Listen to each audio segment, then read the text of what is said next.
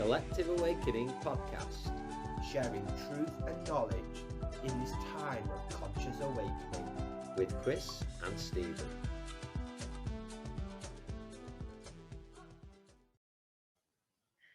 Hello friends, welcome to the Collective Awakening podcast, and we're going live tonight on Facebook as well, so I just want to welcome any friends that are joining us this evening, wherever you're listening to us or seeing us. Thank you so much for your support, and we hope to be able to share once again, myself, Chris and Stephen, spiritual knowledge that's been gifted to us really and shared with us over the many years, that we can share with you, and somehow that may resonate or assist you on your journey. And in this episode, we're going to be speaking all things animals. So we'll be discussing animal guides. We'll be discussing what happens to our animal friends, our domestic pets, when they return home to the spirit world, how we come to choose our animals as well, and any questions that there are. We'll be talking power animals and so much more. So, Stephen, where do we start with this one? Wow, what's really interesting is anything to do with animals, spiritual animals. It's a massive subject. So I would like to, if I'm allowed, Chris, I'd like to read out a poem. And this poem, it was inspired by spirit, by a very good friend of ours who's now in the spirit world, called Anita Williams. And she channeled a beautiful spirit teacher called Malachi. Now, Malachi is and was an Egyptian priest that last lived on the earth plane about 3,000 years ago. And he is a spirit teacher, a spirit guide that has guided the Purple Mountain, now myself and Chris, maybe for the next 50 or 60 years, Chris, in our spiritual evolution and our spiritual growth. And he channels and he brings forward new knowledge, new teachings for the Purple Mountain and for our circle. Now, one of these writings was all to do with animals. Now, I'm sure Chris has read this poem before. It's called Our Animal Friends. And what's really, really interesting, and I'm going to pose this question to Chris in a minute, is that often that when we see guides inspire us or help us in spirit, we often don't just see them. We see often an animal friend that walks with them, or we associate a guide or inspirer with an animal totem. That could be symbolic, it could be with feathers, it could be with the beak, it could be to do with the water or fire. And Malachi, who last lived on the earth plane 3,000 years ago, he's often seen with a beautiful black panther. Now, here we go. It's called Our Animal Friends. The animals walk the earth with us. There's plenty of room for all. They have a right to live their lives, no matter how large or small. They too have things they have to learn, just like you and me. They have to learn to trust in us, and sometimes it's hard to do. So spare a thought for our animal friends. They do not ask for much. A kindly word, a loving thought, or just a gentle touch. They ask so little in return for all the love they give. They only want what's their right, and that's their right to live. To share with us the bounties that are plentiful for all. The grass so green, the sky so blue, and the trees stand so tall. They would like to live their lives in peace just like you and me. But there are many upon the earth plane who just won't let it be. What sort of man would stand and watch things that they call sport and feel no pain or sorrow as an animal is caught? To watch it die in pain and fear, then walk away. There isn't much hope for that lost soul. There's not a lot to say. There are also those who take our friends and put them in a cage. If this was done to humans, would this not cause a terrible outrage? So spare a thought for the animal world and pray that they can live in peace, and hope one day that man will learn that cruelty must cease. Life's hard enough for them, just surviving day by day. There are many becoming extinct, without us helping them on their way. So let nature take its natural course and do not intervene, or there will be many beautiful creatures that our children would have never seen. So send your thoughts and hope one day that man will understand that God made them like God made us to walk upon this sacred land. And it just absolutely gives me tingles when I read that poem. And I think it's just a real good start on where our podcast is all about, all things animals. So really, Chris, I want to pose that question about guides. And it's something that fascinated me and something I really thought about today is that when we do connect with guides, we often see animals with them. And doesn't that just show you of how an important role animals play in part of our own growth and evolution, both spiritually and physically? Yeah, and what came to mind as you were reading that lovely poem out was that all things are equal. There's no pecking order. We are all equal. Every life force, every energy, and I think that's a really profound point to make. And our animal friends not only are unequal to us, but they can teach us a lot as well. They're on this earth for a reason, just like we are. Nothing is separate, or not that nothing is there by mistake. It's there for a reason and a purpose. And many a times, particularly with our domestic pets, we might say, "Why have we chosen them?" But in fact, is it that way, or have they chosen us? And I feel the fact that people do still have visions in the dreams, in meditation, those who work strongly with spirit, perhaps healers, clairvoyants, that they see not only domestic pets, but also animal guides, power animals, as some might say. Symbolically, animals can be brought forward as well. So there's a lot to get into. That's what I feel here in this conversation. So about guides then, Chris, like I said before. So what's your thoughts then about spirit guides? When we see guides help us on the spiritual sense, you often see them with either birds or other kind of animals. Why do you think that is? I think that although we know about our spirit guides, that we can also have animal inspirers and guides who can help us through particularly parts of our journey on the earth plane, and maybe even animals that we walked with in past lives that are coming now to assist us. And it's interesting because we might not only see these animals, perhaps stood beside our guide, if we're fortunate enough to have that clear vision or a sensing of them. But also, you might have something like, for example, if your guide is an owl, you have an animal guide that's an owl. And then you might be going home one evening, driving home, and you see an owl, and that might be a sign. Or you might be going somewhere and you keep seeing owls all the time. That's something you hear of often. So those signs can be seen as confirmation of saying, you're not losing your mind, you're not strange. This is very real. This energy. Mm. Yeah, and sort of my thoughts on that is that I find, which is all related to really what's happening in today, is that there is such a disconnection to what I call the circle of life, to nature, and that the animal kingdom very much belong to that circle of life. Yet humans have tried to disconnect themselves. So when we look at our ancestors from 400-500 years ago to 20,000 years ago, the Native American Indians, the Aborigine, the Asian continent, all had a very, very deep connection and respect, I feel, with the animal kingdom.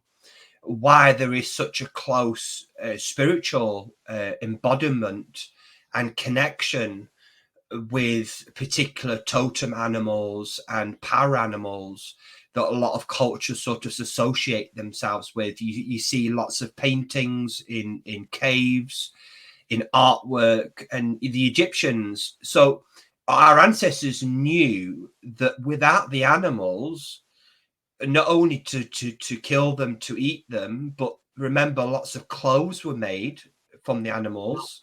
I think a good point you're making there is that in our history and our ancestors, they'd not only treat animals as their equal, but they would be honoured and respected.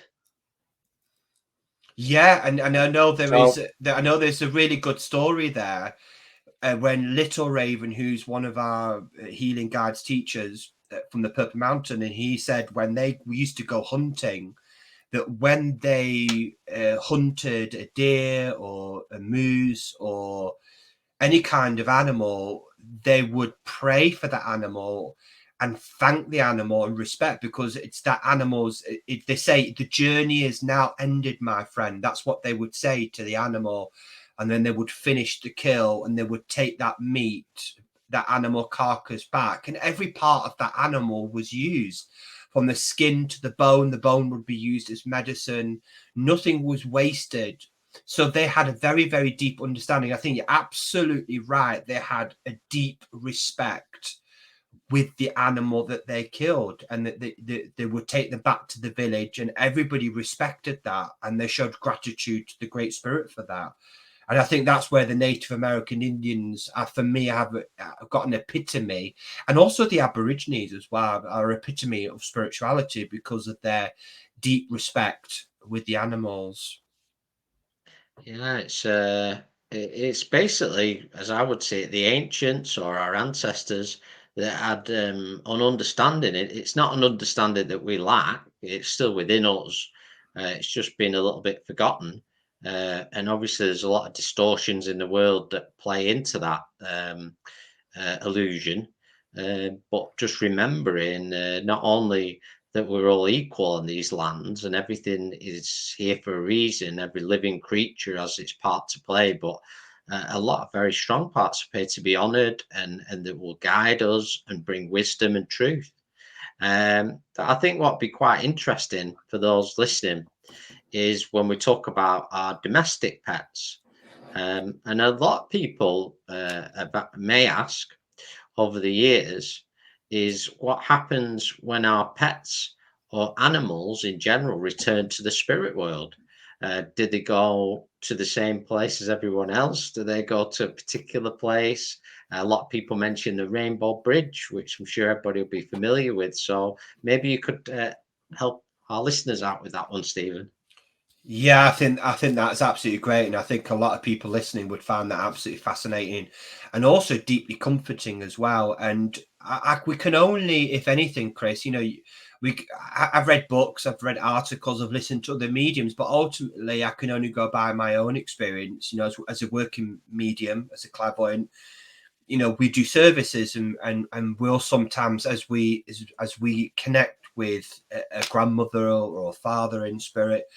And 9 times out of 10, a dog will pop in, a cat will pop in, a bird will pop in, or other exotic animals have come into that message before, which is absolutely amazing piece of evidence where you're picking up the dog or the pet's name, and straight away the participant the client will sit there and they're crying their eyes out, because they find so much peace in the knowing that yes, mum and dad are there, but also, oh, my little Toby or my little angel cake, my little George is in spirit, and they're coming in with that unconditional love. Now, Well, I think that speaks. sorry, go. Sorry to interrupt there, but it speaks for itself what you've just said as well.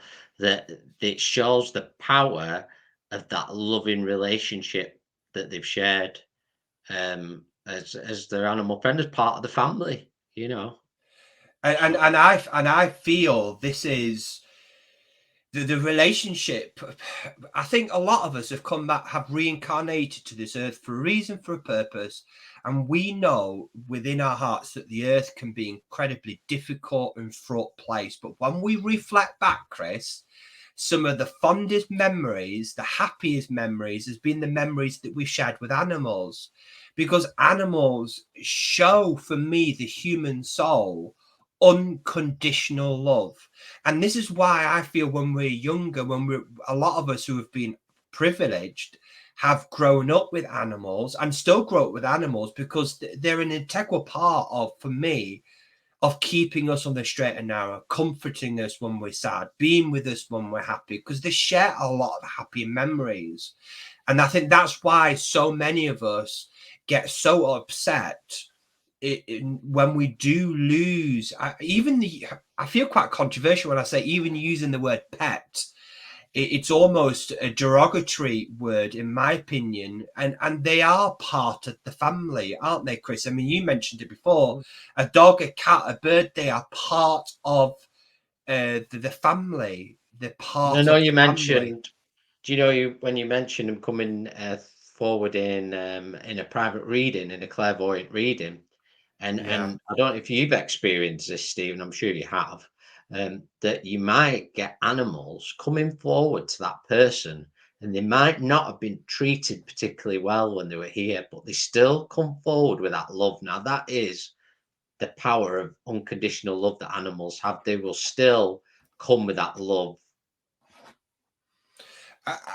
I'm so glad you mentioned that, because there are so many people, and it was only actually a couple of days ago, early last week, where I gave, actually, funny enough, sometimes when you do like clusters of reading, it seems very similar, sort of the energy of the healing that's happening over, not knowing each other, you're doing similar healing, where a couple of clients who were absolutely guilt stricken because they had to put the pet to sleep.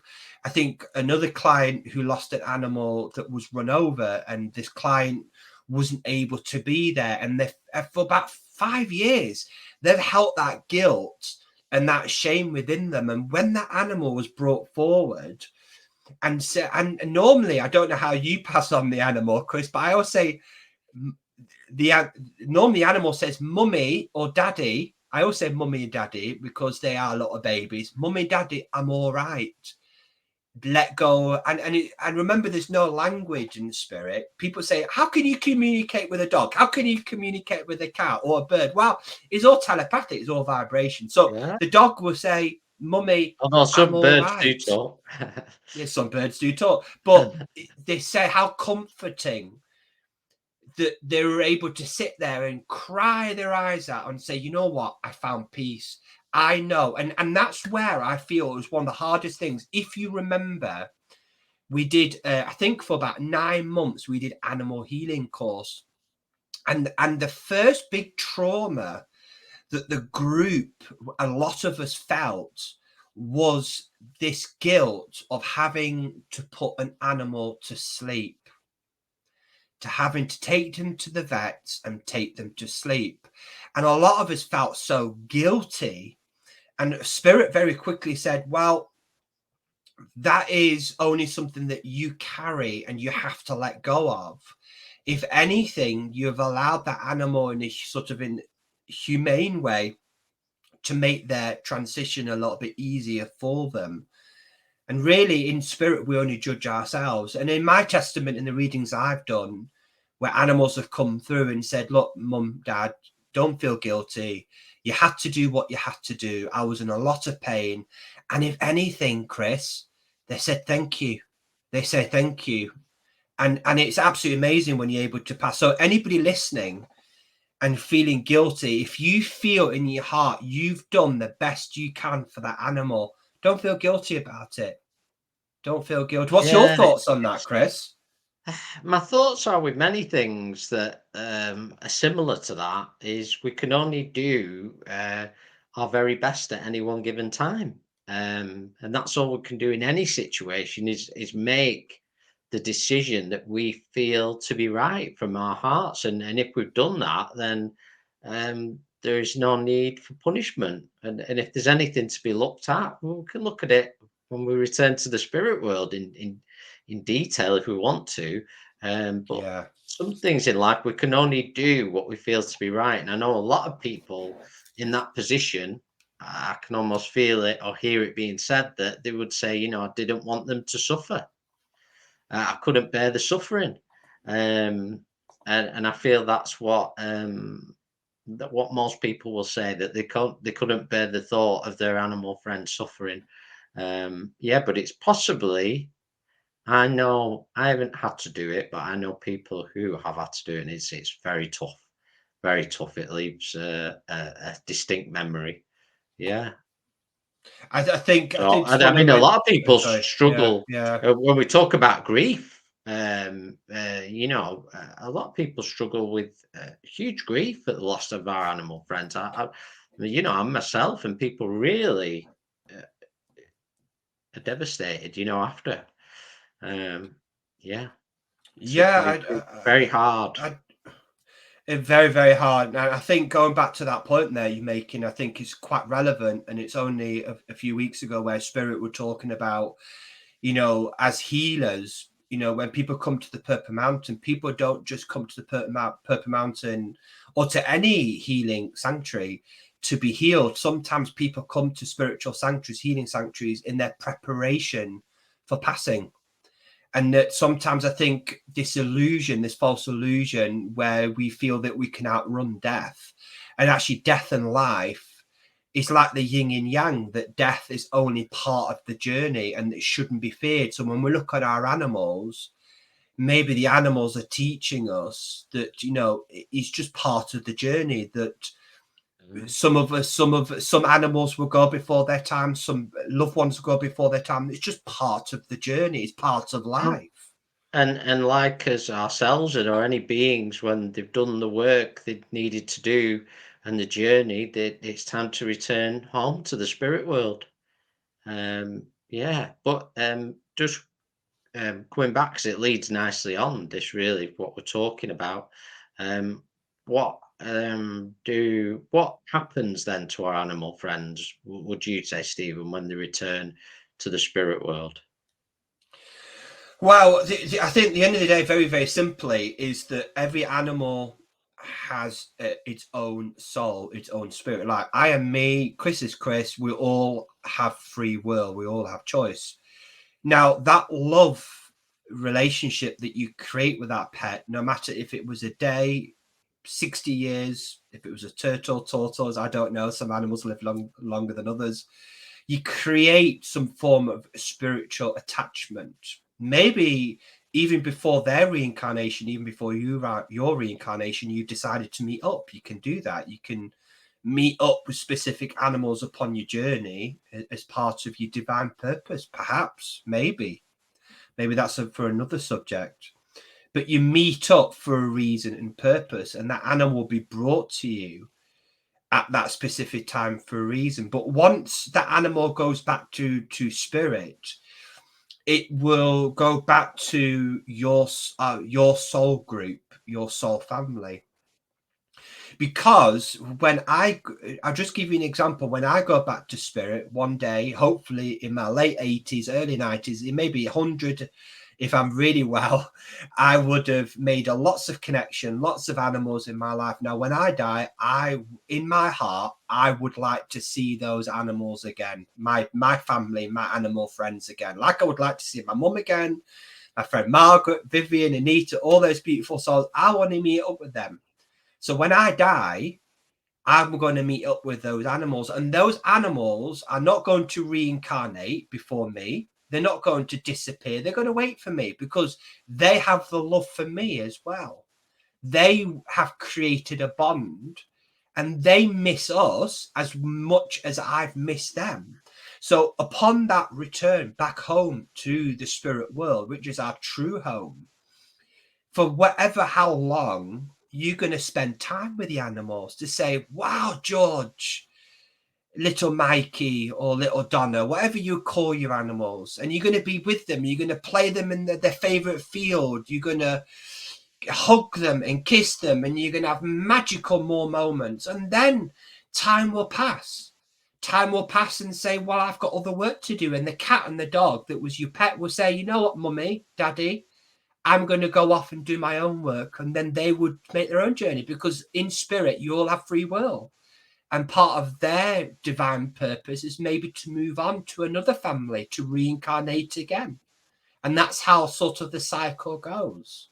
Sometimes, however, Chris, I feel that certain animals stay with you for a lot longer in terms of your spiritual progression, which I feel might lead on to my question to you when we talk about power animals. Now, what's your sort of understanding on spiritual power animals?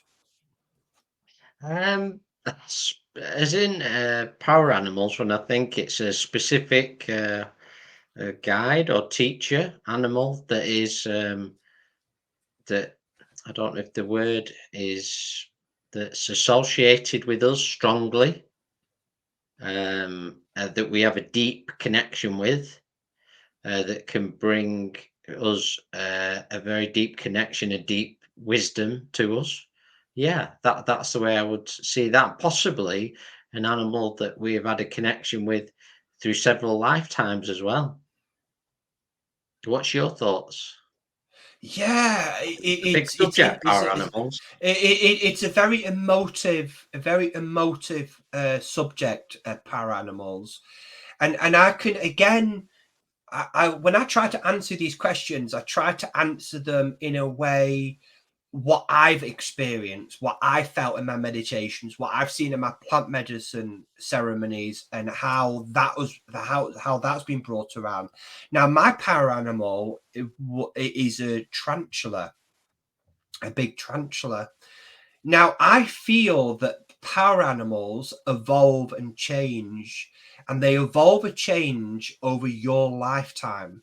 Now, my power animal evolved from a big tarantula to an Egyptian vulture. And that vulture, and I remember, Chris, I'll test your memories, it was about a year and a half ago.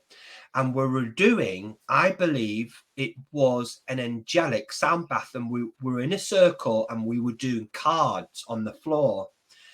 And we were having a meditation, and a bang, this power animal drew close, and it was the vulture. And this vulture just spread his wings and looked to the side there. And this vulture said to me, "Look, Stephen," I had to interpret it the way he was making me feel, or she making me feel. And this power animal said to me, "Stephen, in the next few months, it's going to be very tough for you. It's going to be very hard for you. But what you must do is keep the faith, keep strong. I will be there for you. I will be there to support you." And I thought, wow, do you remember that, Chris? And I thought, wow.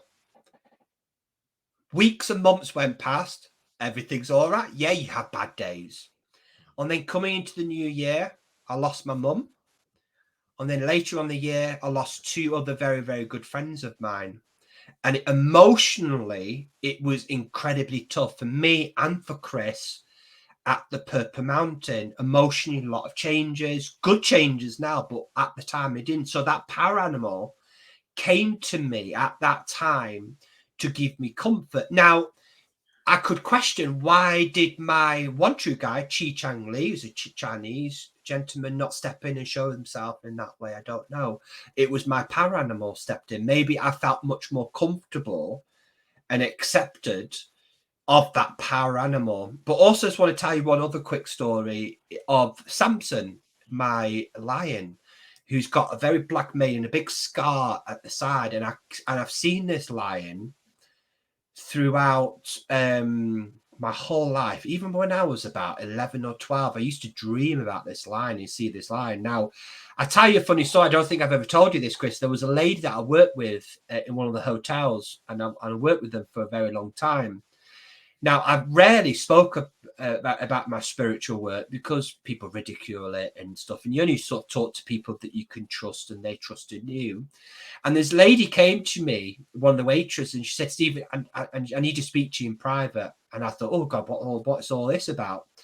And she pulled me to one side in the bedroom. She said, "I've had a dream about you and you're lying." I said, "What do you mean?" She went, "You took me to see your lion." And she described him exactly how I saw him. And I took her on the astral planes, and she had that vivid memory.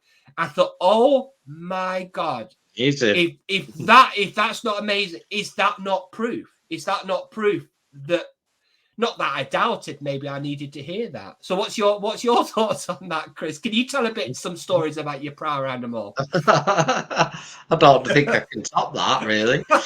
Um, that's a 10 out of 10, isn't it?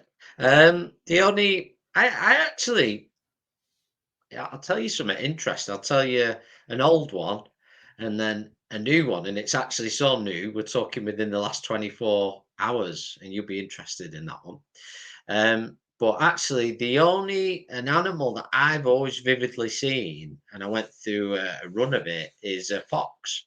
And I used to see this fox in the old house I lived in, the last house I lived in, and I used to always see it by the door. You see this fox all the time, all the time. And at the time, I was doing a lot of work where we are based now in Fleetwood, and every time I'm travelling back from Fleetwood to Blackpool, I'd see foxes all the time, and it's just so clear that sign. And I feel this fox is like a doorkeeper for me. So that's really a big experience I had, and it was absolutely clear. There's nobody who can tell me any different. Just when you've experienced that much, I had it confirmed about 50 times, and so much since then. But interesting, I've had another thing happen. Now I want to hear your take on this, Stephen, because I keep seeing, and they're not real ones, is like insects and spiders crawling all the time on things. Mm. Now, I've been seeing that the last 2 days. Like I look and I could see I'm watching the telly, like there's something big crawling across the floor, and then it's gone. That's been happening to me on and off for the last couple of days. So what do you make of that? Wow, very interesting. Wow, what I'm actually picking up, I cheat, you see, because I like Spirit. Can you help me on this? So I asked my clairvoyant guides to help me. Wow, insects. In my sort of feeling, if you think what insects are, they're very much of the earth. They're in the depths of the forest. They're under the leaves. They hide. You don't always see them. So for me, perhaps maybe the insect spirits are drawing close for you to maybe connect a little bit more with Mother Earth, with the forest, go for walks more, connecting with in the soil, in the garden, and maybe connect a little bit more in that way, if that makes sense. That's what I'm sort of feeling with that, with the insect. But I just want to go back to your red fox point, because I remember I thought, oh my God, Chris is getting a little bit obsessed with this red fox. Red fox pictures, red fox ornaments. Now, when you said doorkeeping, anybody to the listener, what do you mean by sort of protection and doorkeeping? Why do we need that? And why are animals good at that? Energetic protection, and I think that's what I mean. And to keep it simple, I think they're very good at it because they're as good as anybody else for starters, and they bring their very own strong energy and personality, if that makes sense. They have their individual strengths. To me, foxes, for good or for bad, are very cunning in their own ways. Yeah. So in doorkeepers' sense, they can be there, but maybe not seen. And that is often the role as a doorkeeper, not as much to be seen all the time, but energetically to be there, uh, almost to be there to do their part. And that's what I feel. I don't expect any doorkeeper in spirit with an animal guide or such to do it all. We do our part, and they will do theirs. But when we're able to connect and recognize an animal guide or a doorkeeper, then that will make the connection stronger, because you can also send gratitude as well Yeah. to that animal. But I feel it came along, but interestingly enough, I don't see it as often now. And I feel that does beg the question, was it needed more for a certain period of time, Yeah. which is entirely possible. Because So things happen, don't they? Things happen throughout your journey, don't they? Doesn't it? yeah, there's depending on where you are, where you're living, what you're doing, there is certain different protection for what you're doing or where you're going. There, we do know, animal friends who'll travel with us to protect us as well. So they can be doorkeepers also. So have you had Yeah. you mentioned about the experiences you've had, but in terms of around your home spiritually, do you pick up any animals that are inspirers or connect with you around your physical home? No, I would be lying if I said I did. In a way, it seems a bit of a cop out because it's a little bit different for me. And I don't mean to, what I'm about to say, not in an egotistical way, an arrogant way, but I spend a lot of my energy and a lot of my time at the Purple Mountain. And I also, cheekily, I made an agreement with Spirit to say, wow, I work with you every day, nearly 20 hours a day. When I'm coming home, I need to ground myself. I need to switch off. So I'm not implying for one moment that they are not there. It's just I just shut down before I come in. I just try to shut down. However, what I've actually forgotten, and Chris, you've been to my house, nearly every single picture I've got in my hallway downstairs are full of animals. Actually, you came Oh, upstairs and you had a look at my new computer. You went, "Oh, look at that gorilla! Look at that wolf!" I've got pictures oh, everywhere and another of way to go on animals. this then, we'll go another way, seeing as you're being evasive, is you have two cats here in the physical, don't you? Now, why do you feel you are drawn to cats? Well, I why I know why now, but I didn't know maybe 20 years ago, only because I've done a lot of work on myself. Well, cats get brought to you. In my opinion, the cats have been brought to me. I've chosen them. They've chosen me to protect my home. So really, I've answered your question. So instead of We got spiritual, there. instead of spiritual protectors, I've got physical protectors, and Yeah. that create a very loving and sacred space. So I've got two beautiful cats. If it was up to me, I would have about six, but I'm not allowed. My partner said you can only have And two. and and just to be clear, well, I hope this is what you mean, but when we're talking about protection as well, it's the energetic protection, but it's the energy and the love they give. But also, there's cats have a storied history in themselves, don't they? Going back to ancient Egypt and being highly honoured and Yeah. respected as great protectors. Well, again, I'm telling a story tonight because in one of my sort of reincarnations, one of my, when people talk about reincarnation, it gripes me because people romanticize the reincarnation, where actually there's a lot of reincarnations we don't ask No, about we don't. because We don't want to remember. Yeah. we don't want to remember. So there was a reincarnation that I spent with a friend of mine actually that I've met up with in this lifetime, and maybe we've gone back 3,000-4,000 years ago. I'm not sure, but I was a bit naughty in this life. I mummified hundreds and hundreds of cats. Some of them where people would come, as I sort of understood it in that reincarnation, people would come and the cat spirit, the cat goddess or the god was very sacred to the Egyptians. So I thought, great, I'm going to make lots of money.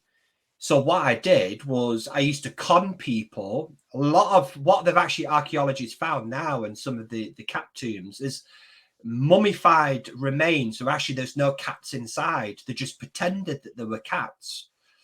And what Wow. me and my friend did, we would kill these cats, mummify them as an offering to the goddess, the cat goddess. People would pay us.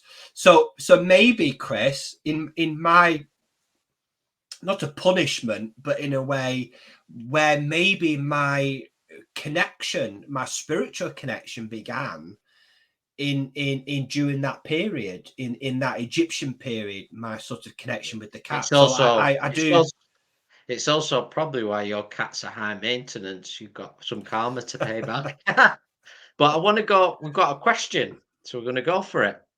And it's from Nikki, who's been watching tonight. Thanks for joining us, Nikki. And her question, there's two parts to it actually. It is, do you think we could reincarnate as animals? But also, in addition to this, you said, or have we had previous lives as animals? So, your thoughts, Stephen? Well, for me, again, I can only go back on my own personal journey, my own personal experience, and my own feeling. I feel we all belong to the circle of life, both physically and then the circle of consciousness. And what I mean by that consciousness, you can look at it maybe three-dimensionally, fourth or fifth dimensionally. We all go through a cycle of conscious awakening. Now, I'm not implying 1 minute that we are above animals or animals above us. A lot of people argue that we are the most conscious souls upon this earth. You could argue with that, but that's not the debate. Your question is, can we reincarnate as animals? I don't feel you can. I don't feel that you can degress. What would you learn? I'm not talking about karma here, because I know a lot of Buddhism believe that, you do something wrong, you're going to come back as an ant. No, that is wrong knowledge based on fear. Spirit don't work on fear. It's conscious evolution of the soul, the human soul. But what I can answer to your second question, or have had previous lives as animals. Now, I had an experience in our spiritual circle. It was only about 2 months ago, where many hundreds of thousands of years ago, again, being controversial, I believe that the human story, we've not evolved just past 20,000 years. We've been on this planet for millions of years. So I feel that many hundreds of thousands of years ago, I was a whale spirit. I lived as a whale spirit. I felt that. I knew that. I experienced that. And I reincarnated as a whale spirit for thousands of years during this period. And I saw above the water, as I come up, I saw the relationship with the human settlers, or human beings, human souls at that time, and that intrigued me. There was something in my soul, my being at that time, that wanted to learn. And I feel then, when my whale spirit died, a whale body physically died, I moved back to the spirit world, and then I made the conscious choice and decision that I'm going to come back then and start my first reincarnation in a physical human body. What I couldn't do then is go back. You can only move forward. How forward that is depends on the individual. So I sort of answered it. My answer, is it right? I'm not saying it's right. Trust your feelings. It's a very emotive question. What do you think, Chris? Well, I want to throw something else in as well, which we discovered a couple of years ago from another source, which resonated with me. Now, this is interesting. The thought that not all, but that some of our animal friends are actually connecting with us as domestic pets, as we know them. That's the word of our understanding, so everybody understands that they're actually coming into our home as our domestic pets to prepare them for their next life in a human body, which I feel there is something in that. It resonated with me. I can't fully explain it, but it feels quite right to me, that.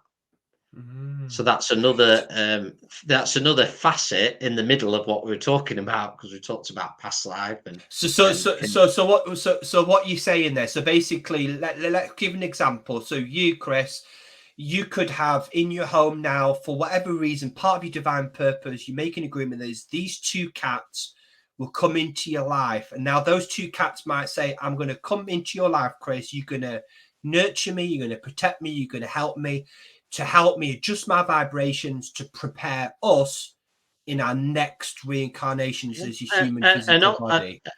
And also, nothing's ever one-sided. So they'll be coming to teach us something, whether that's the power of unconditional love or much more. But how many people do you hear say this? my cat and my dog looked at me, and I could tell what they were saying, or felt like they were going to speak to me. Yeah, you're talking about when they go into the pet place or the animal sanctuary where they're getting the animal. No, at home. Oh, wow. Wow. Yeah, I know that. George, my cat, will say, feed me or stroke me, but yeah, I can understand that. It's a telepathic sort of connection, spiritual Yeah, connection that you make with I the don't, animal. I don't have the, like I say, I don't have the full thing of that, but it's something, a bit of knowledge I came across a couple of years ago, and it felt right to me. I thought, that makes a lot of sense, and not in all cases. I don't feel that's everybody, but to me, nothing's ever an absolute. Very few things are absolute. There's a lot of variables um, in what we're talking about. So interesting, though. I just want to tell a story about this as well because we You like a do a lot. storyteller tonight? I know, because it's just really fascinating. Yeah, it's good. I'm not breaching data protection here, so I'm not mentioning names. But we do a lot of trance readings, which are absolutely fascinating because as a doorkeeper or a facilitator, you sit and you listen and you're hearing these absolutely amazing stories, and you hear these stories where people have done in their past lives, not their previous lives or past lives, where they might have been a little bit mischievous, a little bit hurtful to animals, and then they've come back in this life to really work with animals. And I remember this particular reading. I think it was a lady who was deeply connected to horses, and she absolutely loved horses in this life, and she was horse riding, and she found out, and it confirmed a feeling of hers actually, because in her past life she was very hard in the animal training. I think she whipped the animals and she was quite hard on them, so she's come back to have a little bit of a softer approach. So karma, when we talk about karma, it's not in a negative way. Karma is there to sort of rectify some of those choices and decisions that you might have made in your previous life. So she's come back in this life to have a bit more of a softer understand that you don't have to be so cruel to the animals. So it's interesting how we can encounter our journey with animals that could be also past life with connections as well. But I just want to tell a really funny story, actually, Chris, going back to the point from earlier on. Was and you remember this story, and it was told by our friend Anita in our circles, running our circles, channeled Malachi, and they had, I think they were away for a couple of days on holiday, and when they came back, they noticed that somebody obviously tried breaking into the house. And when they spoke to Spirit, they had a trance sitting. When they spoke to Spirit, and Spirit said, "Wow, he nearly got into the house." But when he looked through the window, he saw the big black panther, and it scared the living daylights out of him. He shot off and ran away. So the animal, the animal peered himself on the spiritual sense and scared the burglar, and never returned again, and said that was the protection that you got. So you didn't get burgled. I don't know where universal law stepped in there or not. Variables, always variables, but that's a proof that these things we're talking about, these beings and animals and protectors, that may be dismissed to some as fantasy, is very much more of a reality than things that we see. Most things we see in our world. These things are very real, very powerful energies that are there to support and guide us, and have a deep connection with us as well. Perhaps we've been that animal in a past life, not the same one, but the same type, if that makes sense. But do you know what comes to mind as well?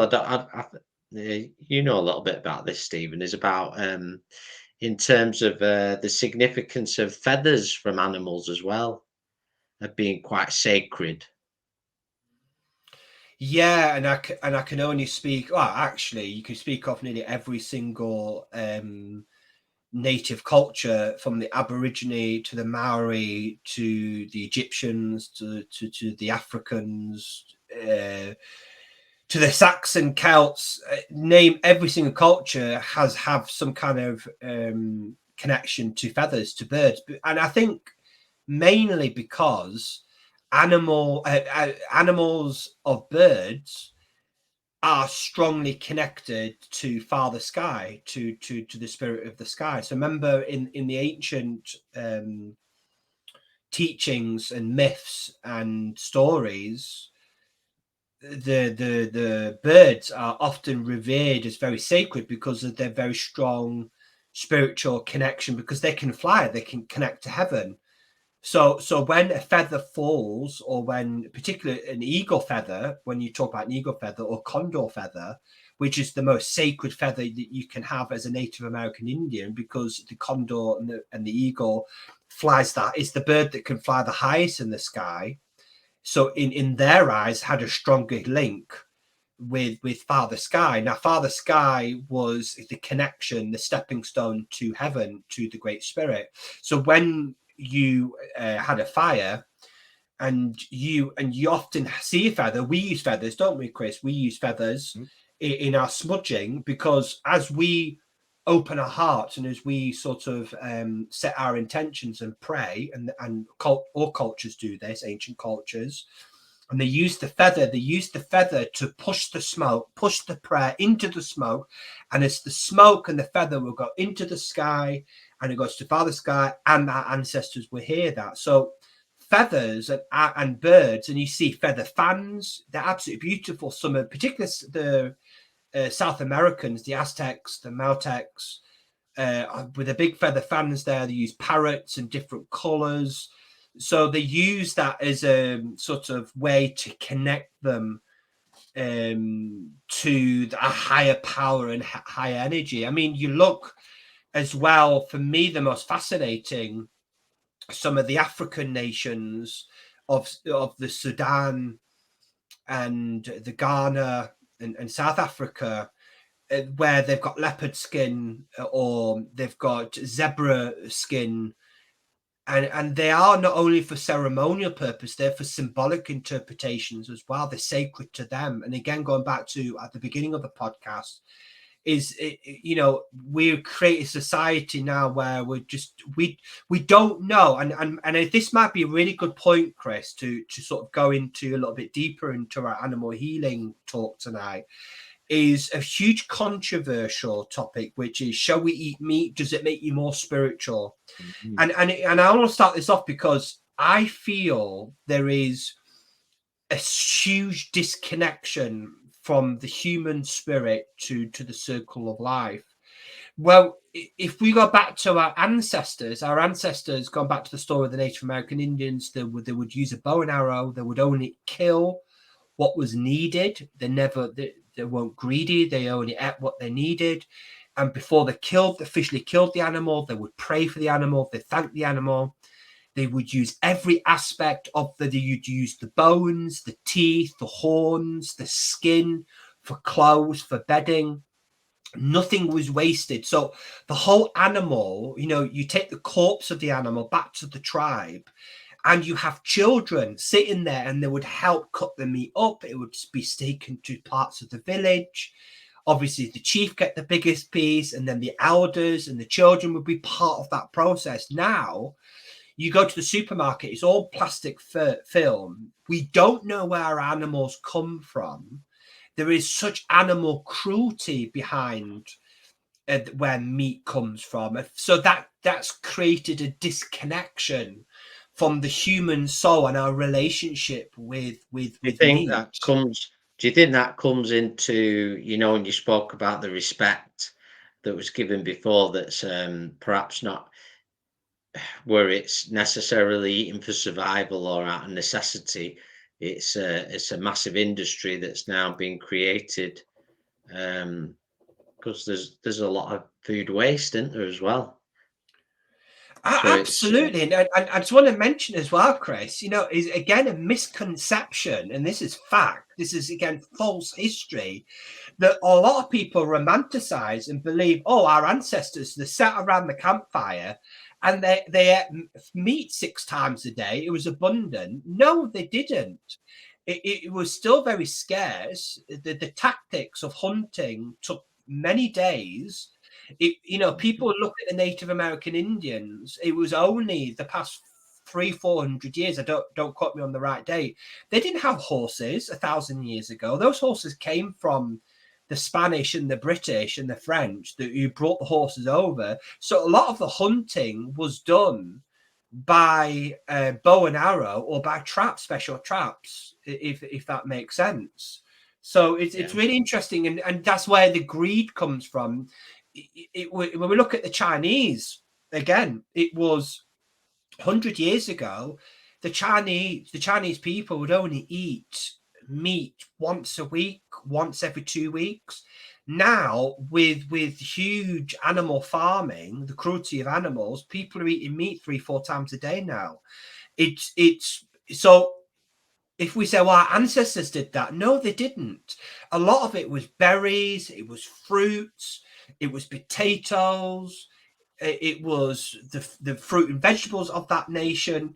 Meat wasn't eaten every day. Animals wasn't eaten every day. They had a very different relationship with the animal kingdom. They saw animals very symbolic. I mean, you look at the Egyptians. I think for me, the Egyptians are the epitome of their relationship. They created their gods. Their main gods were animals. You look at the scarab. Now, what does the scarab do? Look at the scarab. The scarab, when it collects the dung of a certain animals, such as rhinos and elephants, you see what they do. They roll the dung up. They collect it and they roll the dung. And for them, the Egyptians saw that as the rolling of the sun from going from day to night. You saw that with baboons as well. So our ancestors were looking at animals. I mean, I just want to make one more point as well. I feel like I'm rabbiting on here, but they look at hippos. They look at hippos and crocodiles, which is renowned to be part of the Nile. The spirit, the goddess of fertility, the goddess of birth in the Egyptian mythology was part crocodile, part hippo. Why do you think that is? Because hippos and crocodiles, believe it or not, are very, very good mothers for their offspring. So it was good luck for the Egyptians to invoke the spirit of the crocodile and hippo. So animals, I can tell you hundreds of stories of people, cultures' relationship with animals. It's just absolutely amazing. And we've forgotten this. And it's our job to remember again. Yeah, absolutely. It's fascinating stuff.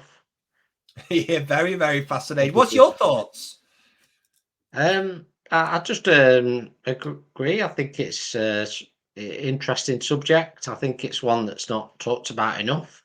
And I think it's a great one individually to sort of dive into as well and trust your feelings. All the time this is happening, and that we can experience these things. We can see, we can feel, we can remember, we can have our dreams, we can have connections to our astral memories. And there's also there are good information sources out there as well that can connect you to truth of the past as well, and the truth of our really strong connections with animals and mystical connection. In Yeah, I think it's an amazing subject.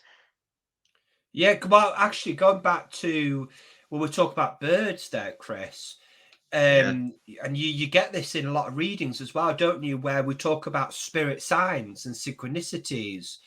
And do you remember watching, what was that documentary on Netflix called? Was it Surviving Death? And Oh these yeah, two very sisters, good one that. very good one. And there was these two sisters, and the mother was dying. Don't quote me exactly the same story. And she absolutely loved this particular red bird. And it was about 2-3 days after she died, this red bird in the middle of winter flew inside the house. You hear other stories like robins. A lot of people associate robins as a sign that the spirit guide or spirit is near. I mean, can you tell any stories related to sort of any birds or omens? I've experienced I've seen robins before. Um, yeah, I've experienced that. And some may say robins could be a sign of a new beginning as well. It's very, very interesting. So that's an experience I've had. But birds in themselves can show many strong signs. Yeah. Very, very, very much so. I mean, there's another thing in relation to snakes as well. A lot of people associate snakes being quite negative. I mean, what's your thoughts with that?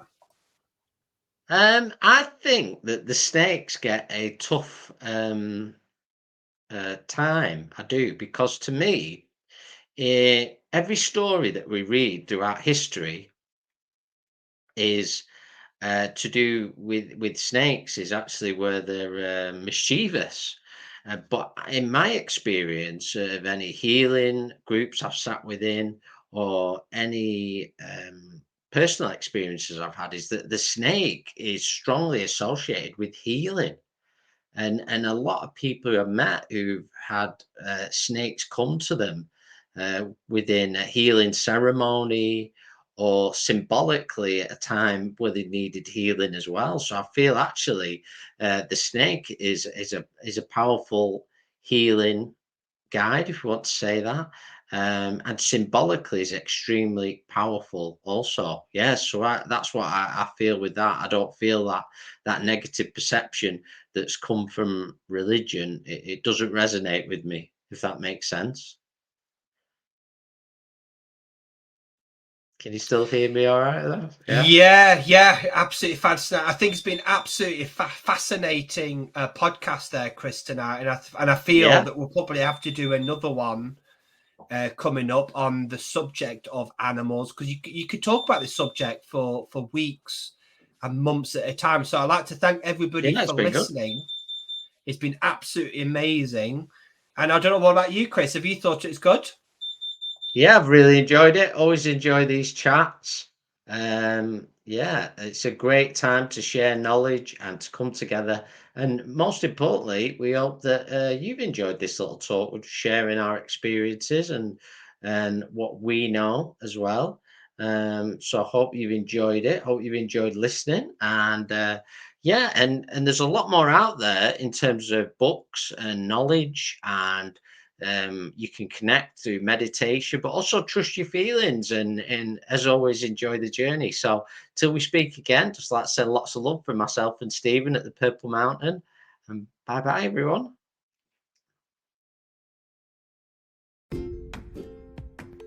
Thank you for watching the Collective Awakening podcast. For more information on the Purple Mountain Spiritual and Wellbeing Centre, you can visit our website at thepurplemountain.co.uk, and don't forget to click and subscribe.